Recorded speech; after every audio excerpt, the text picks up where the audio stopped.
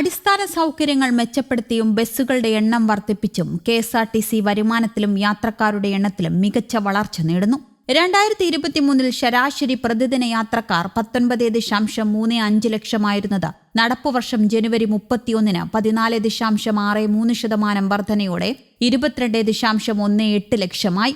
2021 പ്രതിദിന സർവീസുകൾ ശരാശരി 7.93 ലക്ഷം കിലോമീറ്ററിൽ നിന്നും ജനുവരി 31 14.78 ലക്ഷമായി.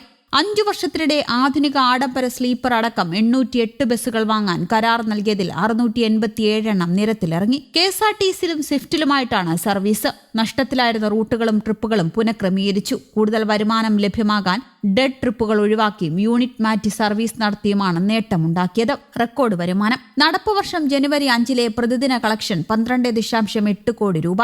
ബസ്സുകൾ 4952, യാത്രക്കാർ 27.39 ലക്ഷം. ടൂറിലും നേട്ടം.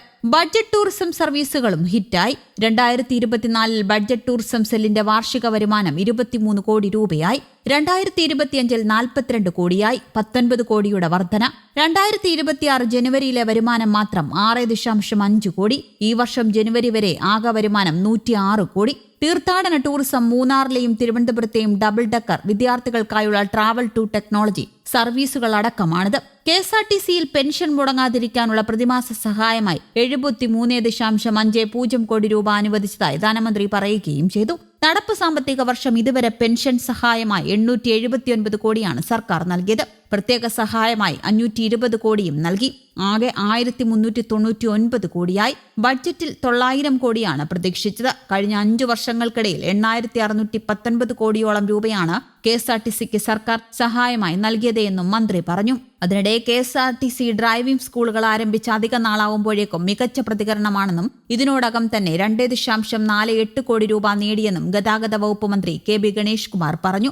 ഗുരുവായൂർ KSRTC ഡിപ്പോയിൽ NK അക്ബർ MLAയുടെ പ്രാദേശിക ആസ്തി വികസന നിധിയിൽ നിന്നും അനുവദിച്ച 4 കോടി രൂപ വിനിയോഗിച്ച് നിർമ്മിക്കുന്ന ബഹുനില കെട്ടിടത്തിന്റെ ശിലാസ്ഥാപനവും ഗുരുവായൂർ യൂണിറ്റിൽ ആരംഭിക്കുന്ന ഡ്രൈവിംഗ് സ്കൂളിന്റെ ഉദ്ഘാടനവും നിർവഹിച്ചു. ഇതുവരെ 7587 ആളുകൾ KSRTC ഡ്രൈവിംഗ് സ്കൂളിൽ ചേരുകയും 3282 പേർ ഇതിനോടകം പഠിച്ച് ലൈസൻസ് നേടുകയും ചെയ്തതായും ടെസ്റ്റ് എഴുതിയവരിൽ 89% ആളുകൾ പാസ്സായതായും മന്ത്രി പറഞ്ഞു. ഇന്ത്യയിൽ ആദ്യമായാണ് public transport corporation driving school ആരംഭിക്കുന്നത്. നല്ലൊരു ഡ്രൈവിംഗ് സംസ്കാരം ഉണ്ടാക്കിയെടുക്കുക എന്നതും മിതമായ നിരക്കിൽ ഡ്രൈവിംഗ് പഠിപ്പിക്കുന്നതിന് പുറമെ SC/ST വിഭാഗത്തിൽപ്പെട്ടവർക്കും ട്രാൻസ്ജെൻഡർ വിഭാഗത്തിൽപ്പെട്ടവർക്കും 20% ഇളവും KSRTC ജീവനക്കാർക്ക് 5% ഫീസ് ഇളവും ലഭിക്കുമെന്നും മന്ത്രി നേരത്തെ പറഞ്ഞിരുന്നു. തൃശൂരിനായി KSRTCയുടെ 2 ഡബിൾ ഡെക്കർ ബസ് ഉടൻ വരുമെന്നും മന്ത്രി കൂട്ടിച്ചേർത്തു. ഓൺലൈൻ ഓർഡർ വഴി ഭക്ഷണം സീറ്റിലെത്തുന്ന സൗകര്യങ്ങളും പാൻട്രി സംവിധാനവും ടോയ്ലറ്റ് ഉൾപ്പെടെയുള്ള സംവിധാനങ്ങളുമുള്ള അത്യാധുനിക നിലവാരത്തിലുള്ള ബിസിനസ് ക്ലാസ് ബസ്സുകൾക്കുള്ള പേപ്പർ വർക്കുകൾ ചെയ്തു കഴിഞ്ഞതായി മന്ത്രി പറഞ്ഞു.